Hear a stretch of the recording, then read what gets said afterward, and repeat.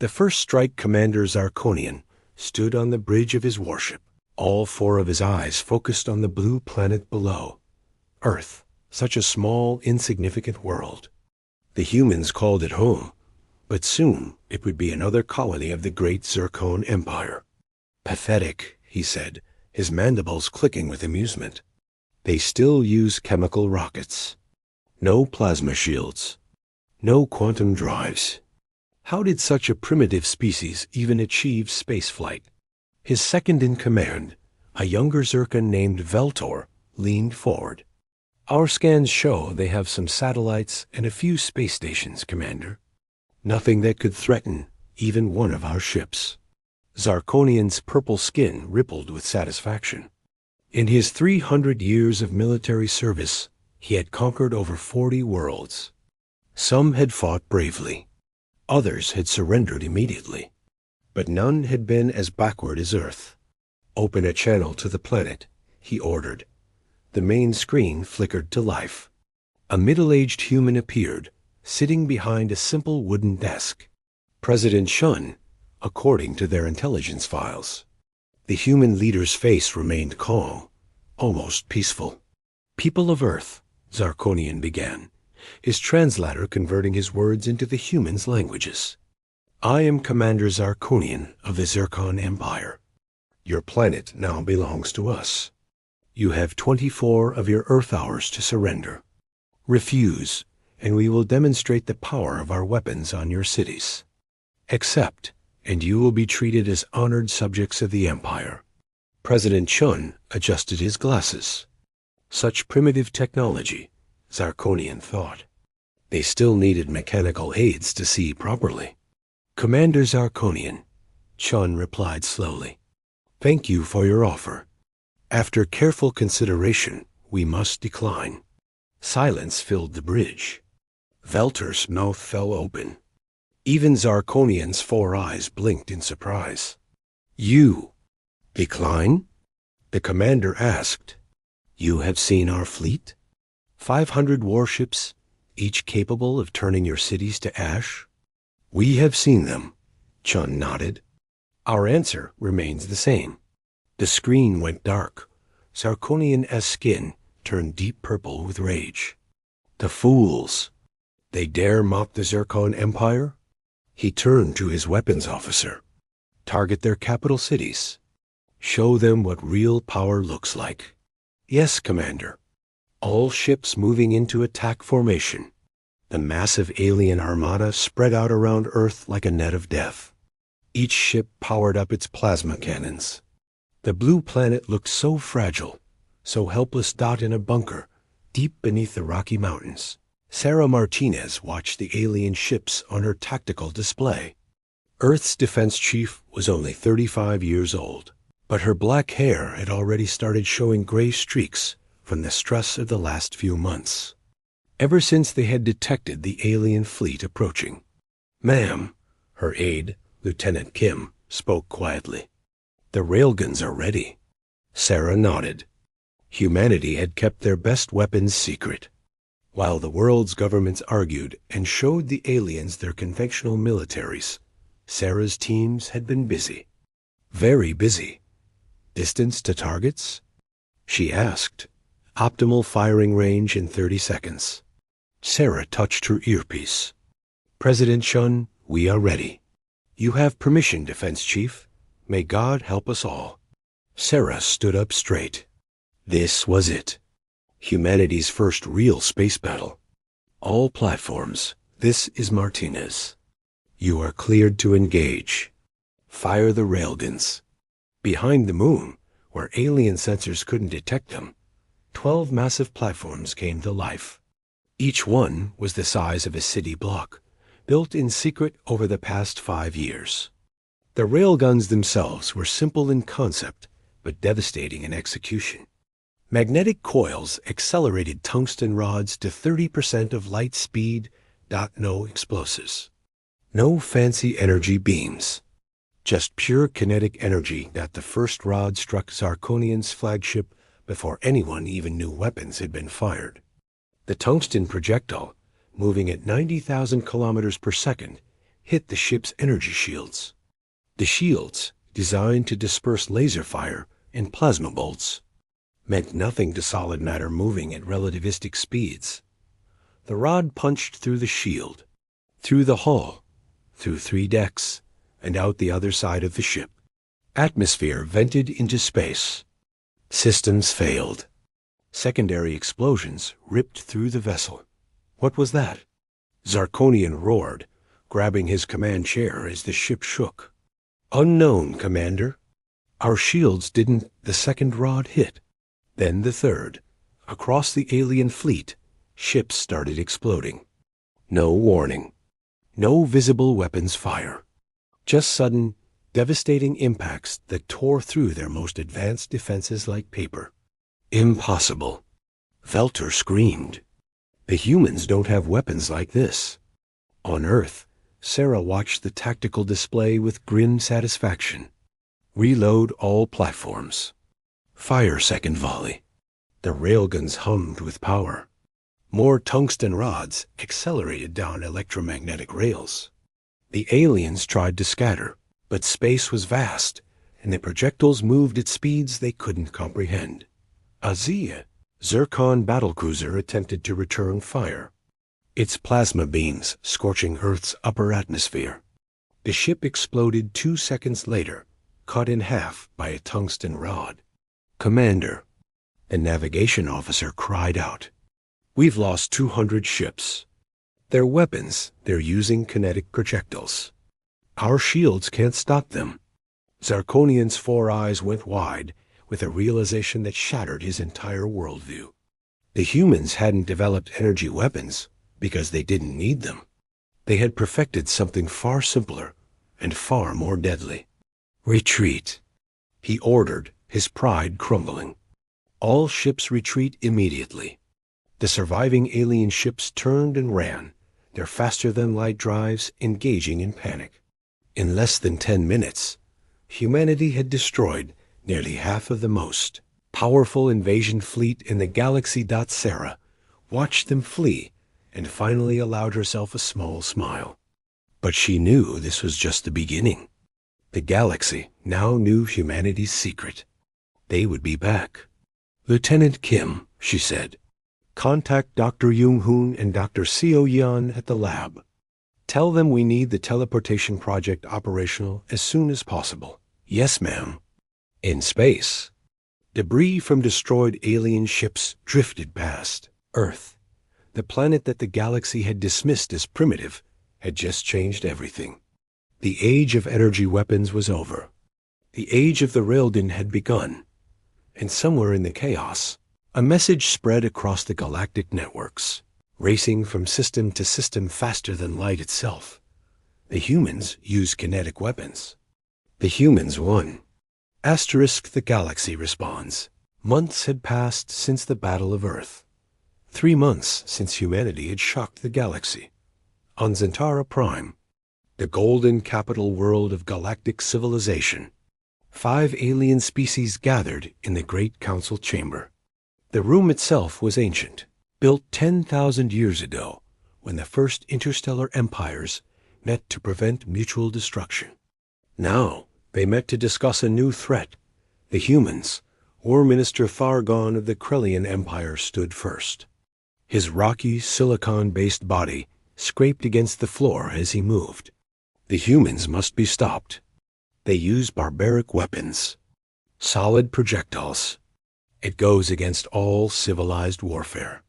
Barbaric, perhaps, said Ambassador Zex of the Vorthik, his blue tentacles waving gently. But effective. Commander Zarkonian lost half his fleet in minutes. Because he was unprepared. Thargon's voice boomed like grinding stone. Now we know their secret. We can adapt. The ethereal representative, a being of pure energy contained in a crystalline form, pulsed with different colors as it spoke. Adaptation requires understanding. How do solid projectiles bypass our shields? Simple, clicked the insectoid hive queen through her translator. Our shields were designed for energy weapons. For 10,000 years, all civilized species have used plasma, lasers, and particle beams. The humans, they took a different path. Zex shifted uncomfortably. Unlike the others, he had studied human history. They were young, yes. Violent, certainly. But they possessed something the galaxy had lost long ago. Innovation born from desperation. I propose an alternative, Zex said carefully. Perhaps we should negotiate with the humans. The council chamber erupted in angry voices. Thargon slammed his massive fist on the table, cracking the ancient stone. Negotiate? With primitives who still use chemical propulsion. Primitives who defeated the Zircon fleet, Zex reminded them. Enough. The Hive Queen's wings buzzed with authority. We vote, all in favor of united military action? 4 voices said yes. Only Zex remained silent. Then it is decided, the Queen declared. For the first time in galactic history, our empires unite against a common enemy. We will build a combined fleet. 5,000 ships. New shields designed to stop kinetic weapons. The humans will surrender or be destroyed. On Earth, President Shun sat in the Situation Room, reading reports that made his stomach tight with worry. Around the table sat Earth's Defense Council, faces grim. Show them, Minjun, Shun said. Minjun, head of Earth's intelligence services, activated the holographic display. A small man with sharp eyes, he had spent weeks analyzing intercepted alien communications. 5 major empires have formed an alliance. Their combined fleet will be here in 6 months. How many ships? Asked General Thompson. 5,000. Silence filled the room. Earth had destroyed 200 alien ships, but 5,000? Sarah Martinez leaned forward. We knew this would happen. The question is, are we ready? The Mars factories are running day and night, reported Director Patel. We'll have 50 railgun platforms operational by the time they arrive. Not enough, Sarah said bluntly. 50 platforms against 5,000 ships? Even with our advantage, those are bad odds. Which brings us to Project Blink Strike, Sean said. He turned to the wall screen. Dr. Jung-hoon, Dr. Seo-yun, what's your status? The screen showed 2 scientists in an underground laboratory. Dr. Jung-hoon, a tall Korean man with tired eyes, spoke first. Mr. President, we have successfully achieved quantum teleportation of objects up to 100 kilograms. Dr. Iseo-yun, his research partner, added excitedly, we can teleport objects instantly across distances of 10,000 kilometers. The applications are, can you weaponize it? Sarah interrupted. The 2 scientists exchanged glances. Jung-hoon cleared his throat. Theoretically, yes. We could teleport railgun projectiles directly past enemy shields. The tungsten rods would materialize inside their ships. Theoretically? Chun pressed. We've never tried it in combat conditions, Seo-Yan admitted. But the math works. The physics are sound. Sarah stood up. Then we make it work. How long do you need? 3 months for a prototype. 4 for full deployment. You have 2, Sarah said. The aliens won't give us more time than that. In the following weeks, Earth transformed. Old rivalries between nations disappeared overnight. Russian factories built railgun components. American engineers designed targeting systems. Chinese shipyards constructed orbital platforms. European scientists refined the teleportation technology. Every nation contributed. The aliens had united Earth by threatening it in secret facilities around the world. Humans worked on Project Blink Strike. The first test failed spectacularly, teleporting a tungsten rod into solid rock instead of the target. The second test succeeded partially, with only half the rod reaching its destination. But by the 15th test, they achieved 98% accuracy. Dr. Jung-hoon collapsed in his chair after the successful test, exhaustion written on his face. It works. We can teleport projectiles through space itself. Casio Yan was already running calculations. If we install teleportation gates on each railgun platform, we can fire and teleport simultaneously. The aliens won't even see the projectiles coming. There's more, Jung-hoon said quietly. I think we can teleport larger objects. Maybe even people, eventually. Seo-yan stared at him. That's impossible. The quantum entanglement alone would. I know. But the math suggests it's possible. We just need time. Time they didn't have. Long-range sensors detected the alien armada approaching. 5,000 ships, just as Min-jun had predicted. Their new shields glowed with different energy signatures, specifically designed to stop kinetic impacts. Sarah stood in the command center, watching the approaching fleet on the tactical display. They learned from last time. Look at that formation. They're staying spread out, making it harder for us to target multiple ships. Ma'am, Lieutenant Kim reported. The alien fleet is transmitting. The main screen activated, showing not Zarkonian but War Minister Thargon. His rock-like face somehow managed to look smug. Humans, Thargon rumbled. You surprised us once with your primitive kinetic weapons. But we have adapted. Our new shields will stop your projectiles. Surrender now, and some of you will be allowed to live as servants. Refuse, and we will turn your planet to dust. President Shun appeared on Earth's response channel. Minister Thargon, Earth declines your offer. We will defend ourselves. Then you have chosen extinction. Thargon cut the connection. Sarah turned to her team. All railgun platforms prepare to fire. Dr. Jung-hoon, are the teleportation gates ready? Jung-hoon's voice came through the comm system. As ready as they'll ever be. Then let's show them what humanity can really do. First wave, conventional railgun fire. Let them think their shields work. The railguns fired. Tungsten rods accelerated to near light speed, racing toward the alien fleet. The aliens' new shields flared to life, creating gravitational distortions that deflected the projectiles. The rods veered off course, missing their targets. On the alien command ship, Thargon laughed, a sound like avalanche. You see? Your weapons are useless now. All ships, advance and prepare to fire. Sarah waited. The alien fleet moved closer, confident in their victory. When they reached optimal range, she smiled. Activate Blink Strike. The second wave of railgun fire looked identical to the first.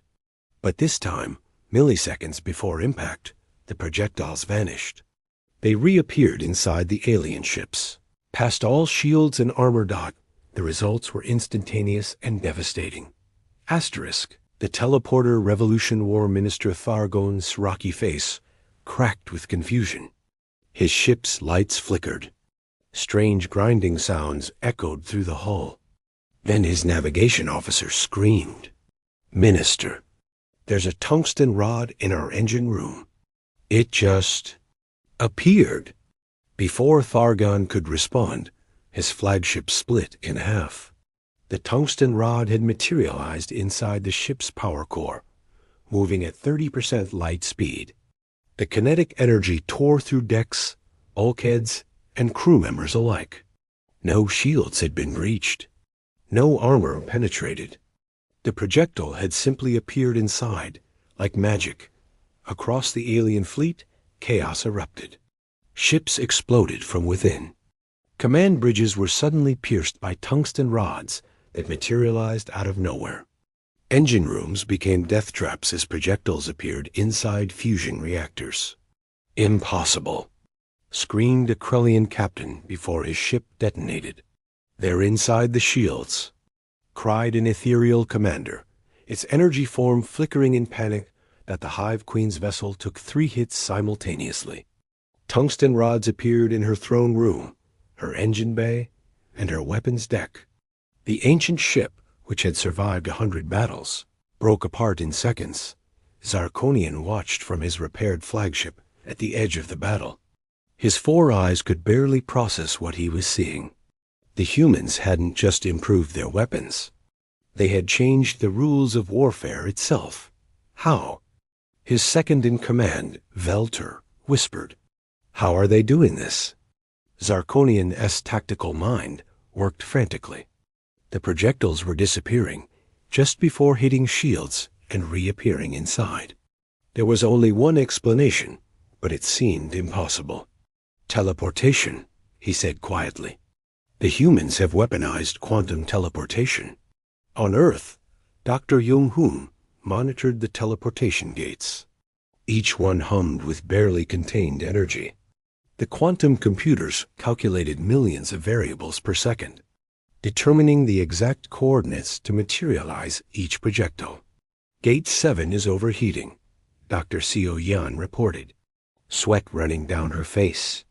"Reduce power to 90%, Jung-hoon ordered. "We can't lose a gate now." Sarah Martinez watched the tactical display with grim satisfaction. In 3 minutes, 800 alien ships had been destroyed. Their advanced shields, their sophisticated armor, all meaningless against weapons that simply appeared inside. "Ma'am," Lieutenant Kim called out. "Some ships are trying to retreat." "Target their engines first," Sarah ordered. "Don't let them escape to warn others." The railguns adjusted their aim. More tungsten rods fired and vanished into teleportation gates. They reappeared in alien engine rooms, turning faster-than-light drives into expanding clouds of debris that Ambassador Zex's ship hung back from the main battle. The Vorthic leader watched his worst fears come true. He had warned them. He had told them to negotiate. Now thousands were dying because of their arrogance. "Ambassador," his aide said, "should we retreat?" "No," Zex said, his tentacles drooping with sadness. "Open a channel to Earth. Encrypted. Private." The connection established quickly. President Chun appeared on the screen, his face stern but not cruel. "President Chun," Zex said, "I am Ambassador Zex of the Vorthic. I wish to discuss terms." "Terms?" Chun raised an eyebrow. "Your fleet is attacking us." "Not my fleet," Zex corrected. "I voted against this action. The Vorthic people want peace. We always have." Chun studied the alien for a moment. "Hold your position. Do not advance or retreat. We will speak after this battle ends." "Understood." "And President Chun? What your species has achieved. It will change everything." The battle, if it could still be called that, continued for 7 more minutes. The alien fleet tried everything. They scattered, but the teleported projectiles found them anyway. They clustered together, only to have multiple rods appear in the same space. They fired their weapons at Earth, but orbital defense platforms intercepted most attacks, and those that got through were stopped by ground-based defenses. Finally, a desperate message went out from the surviving alien ships. "We surrender. Please, we surrender." Sarah looked at President Chun on the comm screen. He nodded. "All platforms, cease fire," Sarah ordered. "But keep weapons locked on targets." The guns fell silent. Of the 5,000 ships that had come to conquer Earth, fewer than 1,000 remained. They hung in space, powerless and terrified. President Chun opened a channel to all surviving ships. "Alien fleet, you came to our world with threats of extinction. You united 5 empires to destroy us. Now you have seen what humanity can do when threatened. Here are our terms." He paused, letting the weight of the moment sink in.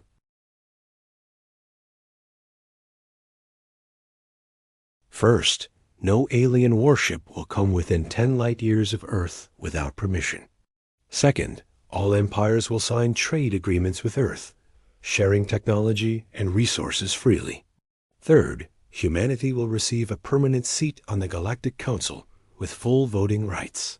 Never, came a furious transmission from a surviving Krellian ship. We will never bow to primitives. A single railgun fired. The tungsten rod vanished and reappeared inside the Krellian ship's bridge. The vessel went silent. Are there any other objections? Chun asked calmly. Silence. Ambassador Zex spoke first. The Vorthic Empire accepts your terms. One by one, other voices followed. The Ethereals accepted. The Hive Queens accepted.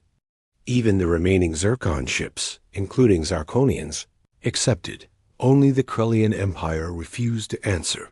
Their few surviving ships, maintaining stubborn silence. Sarah turned to her team. Keep the Krellians targeted. If they move toward Earth, destroy them. Yes, ma'am. In his underground laboratory, Dr. Jung-hoon finally allowed himself to relax. The teleportation gates had worked perfectly. But something else had happened during the battle. The quantum fields had revealed something unexpected. Yan, he said quietly. Look at these readings. She studied the data, her eyes widening. These quantum signatures, they're from human brain waves. The operators who were controlling the gates. The human mind interfaced directly with quantum fields, Jung-hoon said. We didn't just teleport objects. We somehow connected human consciousness to quantum mechanics.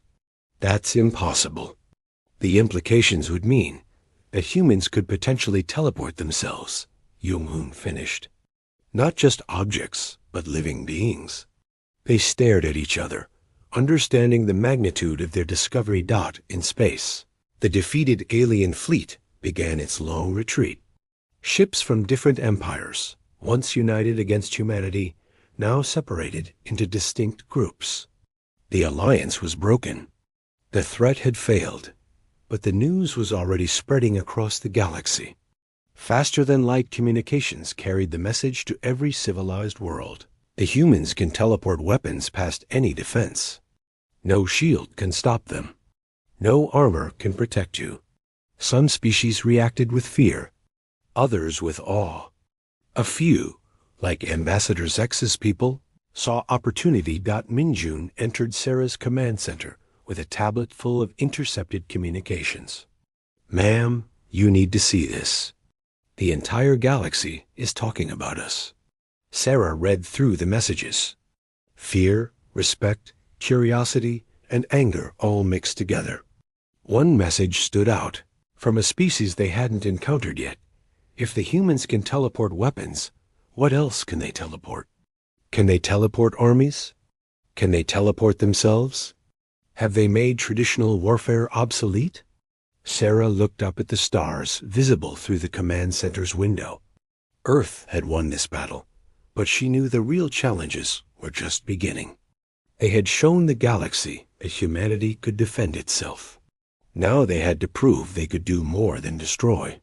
Lieutenant Kim, she said, get me a secure line to Dr. Jung-hoon. If we can teleport weapons, I want to know what else we can do. The age of the Railgun had shocked the galaxy.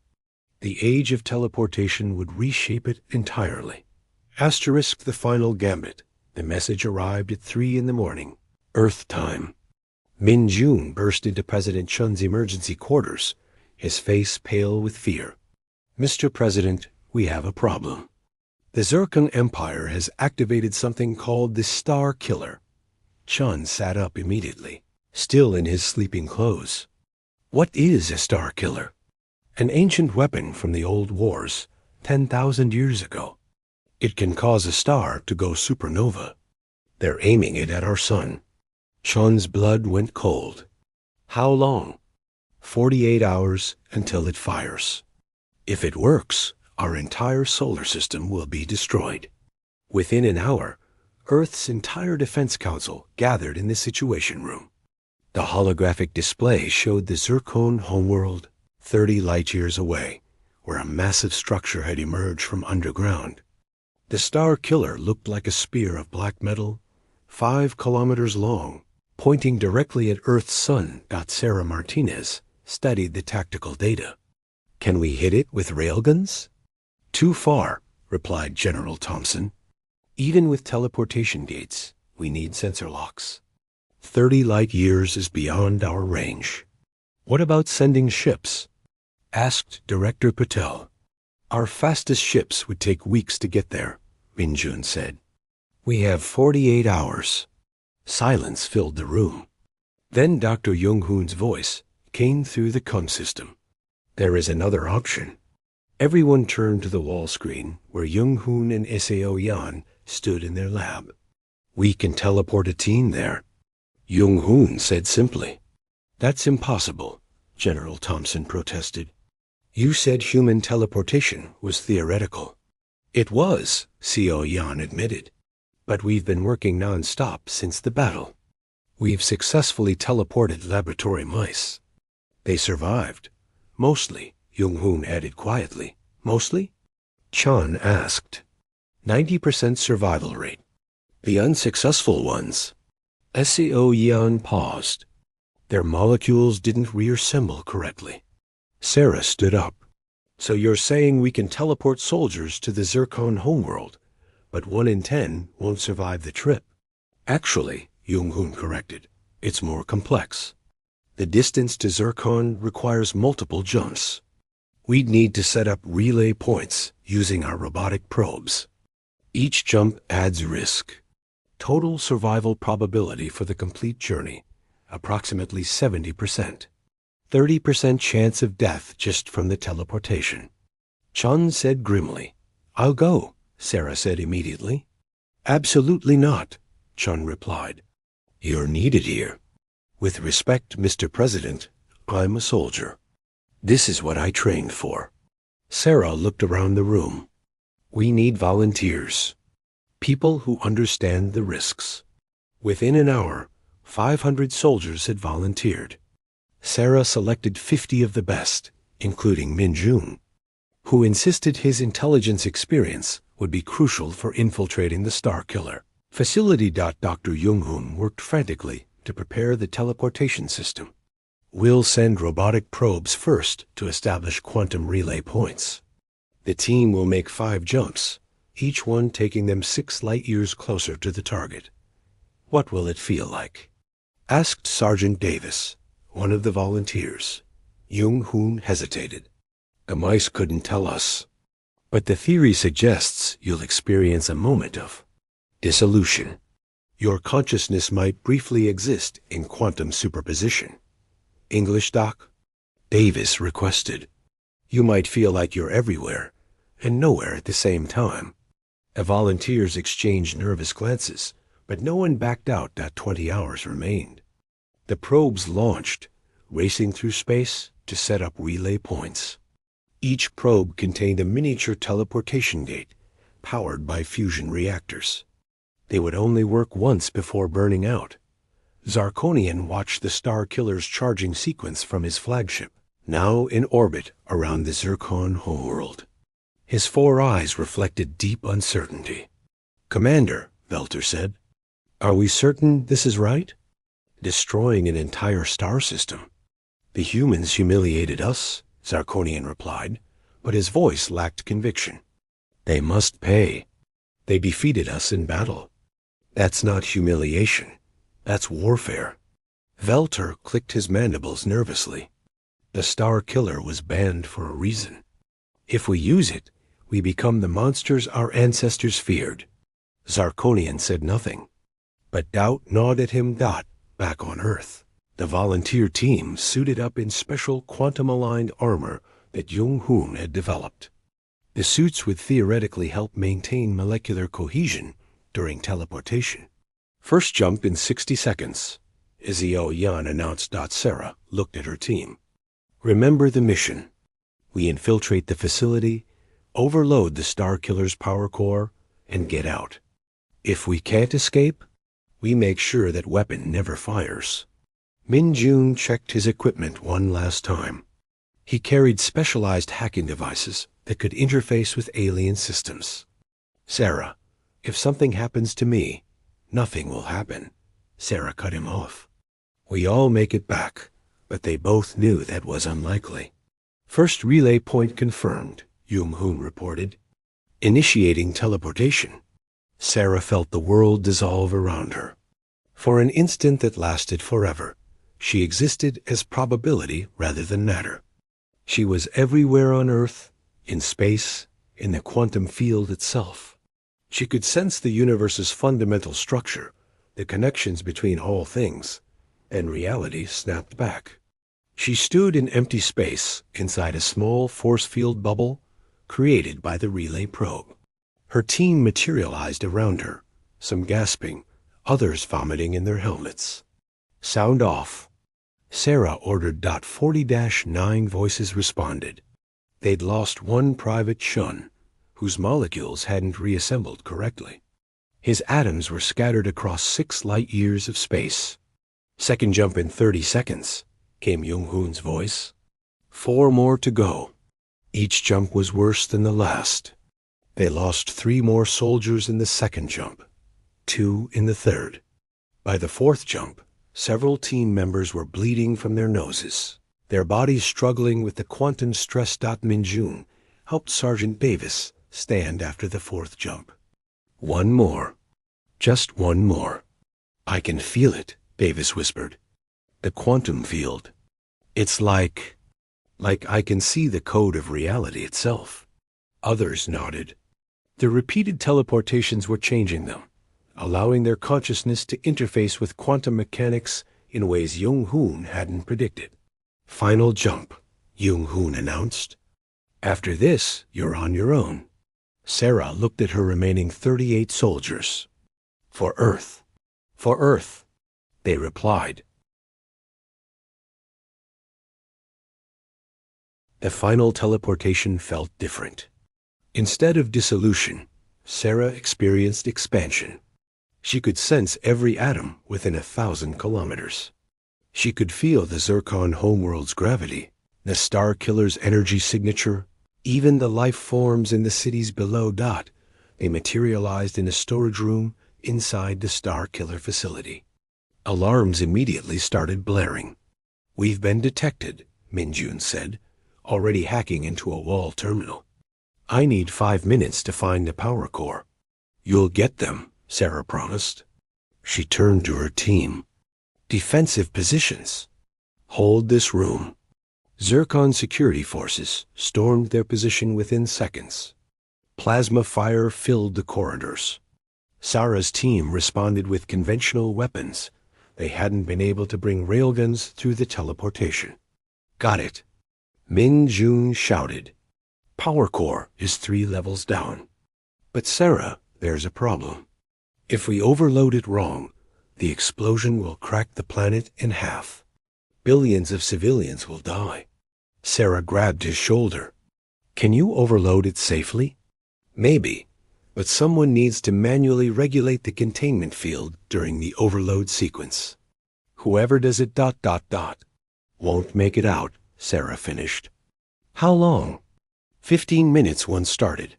Sergeant Davis stepped forward. I'll do it. No, Min-jun said. It has to be me. I'm the only one who understands their systems. Before anyone could argue, the doors exploded. Sarkonian himself entered with elite guards, plasma weapons raised. Humans, he said, his 4 eyes focusing on Sarah. You traveled 30 light years? Impossible. We're full of surprises, Sarah replied, her weapon trained on him. They stood frozen, neither side firing. Then Zarkonian did something unexpected. He lowered his weapon. The Starkiller was a mistake, he said quietly. My people are afraid. Fear makes us do terrible things. Then help us stop it, Sarah said. Zarkonian's mandibles clicked the Zarkon equivalent of bitter laughter. Too late. The firing sequence can't be stopped. Only destroyed. Min-jun was already moving. Sarah, get everyone out. I'm starting the overload. Min-jun, no. But he had reached the power core console. His fingers flew over the alien controls, his mind somehow understanding the quantum patterns. The teleportations had changed him, given him the ability to interface directly with technology. Go! He shouted. 10 minutes until overload. Asterisk, the new Irasera, grabbed Minjun's shoulder, but he shook her off. His eyes glowed with strange quantum light as his consciousness merged with the Star Killer systems. I can see it all, Sarah, Minjun said, his voice distant. The quantum fields, the connections between stars, the web of reality itself. The teleportation changed us. We're not just human anymore. We can find another way. Sarah pleaded. No time. Minjun's fingers danced across the controls. 8 minutes. Get to minimum safe distance. Zarkonian, you know where that is? Take them. The Zircon commander stood frozen for a moment, his 4 eyes studying Minjun. Then he clicked his mandibles in respect a warrior's salute. This human speaks truth. Follow me if you want to live. I'm not leaving you. Sarah shouted at Min-Jun. Double quotes, yes, you are. Minjun turned, and Sarah gasped. His eyes weren't just glowing. They were windows into the quantum field itself. I can hold the containment for exactly 15 minutes. Every second you waste means millions of Zircon civilians die. Go. Zarkonian grabbed Sarah's arm with his massive clawed hand. He has chosen an honorable death. Do not make it meaningless. The remaining human soldiers followed Zarkonian through the facility. Zircon guards stood aside, confused as their commander led enemies to safety.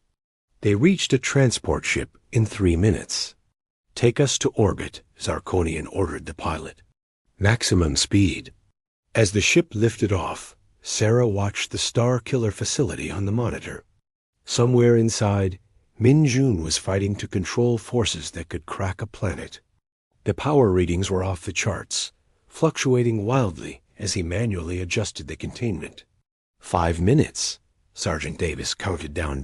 In the facility, Minjun felt his body beginning to break down. The quantum energy was too much for human flesh, but his consciousness had expanded beyond physical limits.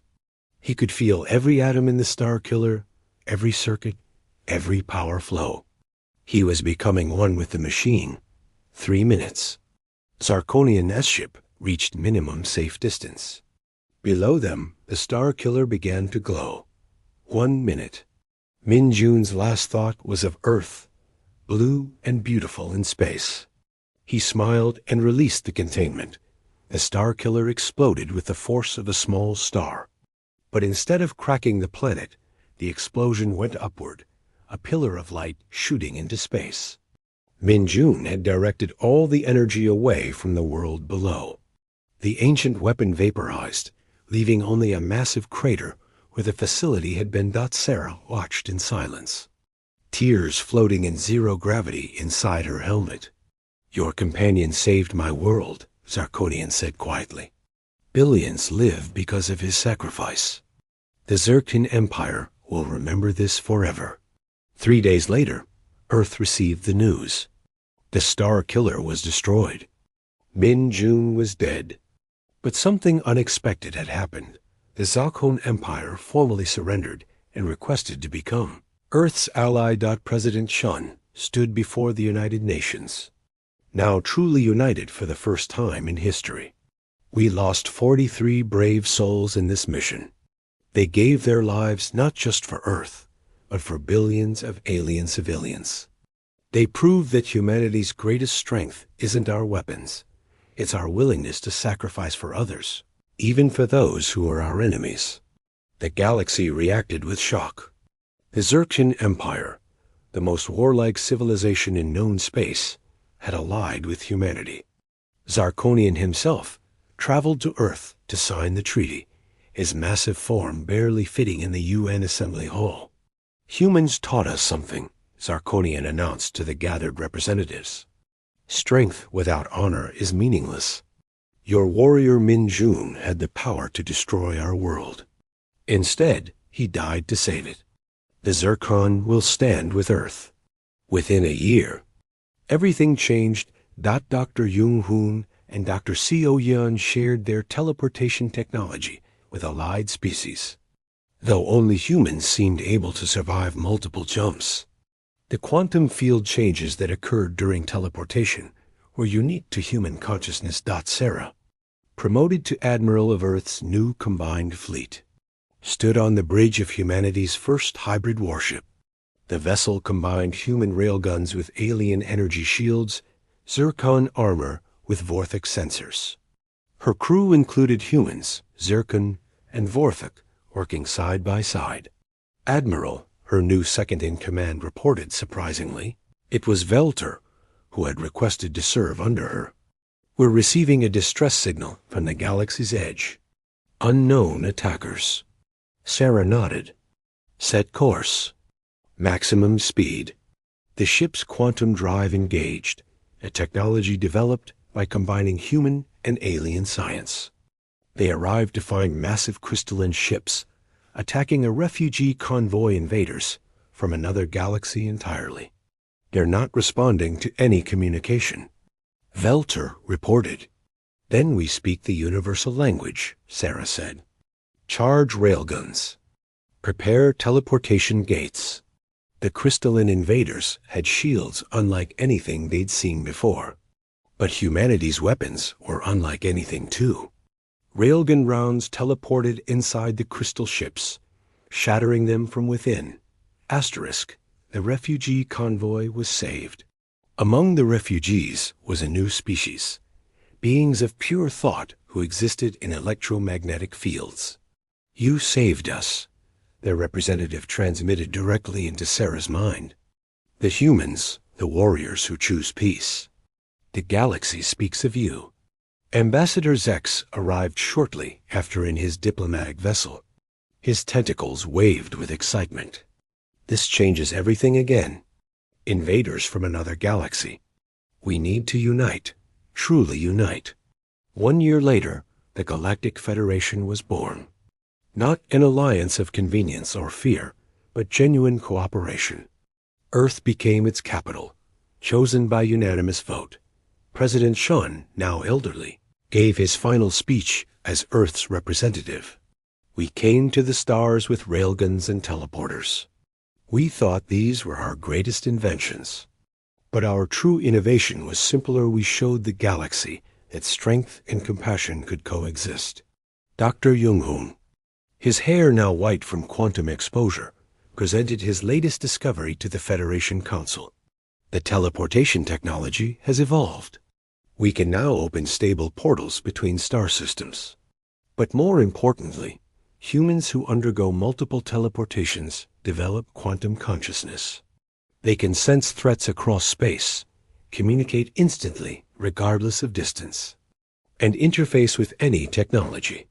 Sarah, standing beside him, demonstrated by closing her eyes and instantly connecting with every ship in the Federation fleet. "I can feel them all. Every vessel, every crew member. We're becoming something new. Evolution," Zex said thoughtfully. "Humanity is evolving. And we want to share it," Jung-hoon said. "We're developing ways for other species to safely undergo the transformation." Zarkonian, now serving as military advisor to the Federation, stood up. "I volunteer for the process." 5 years passed. The galaxy had transformed completely. Trade routes that once took months now took seconds through teleportation gates.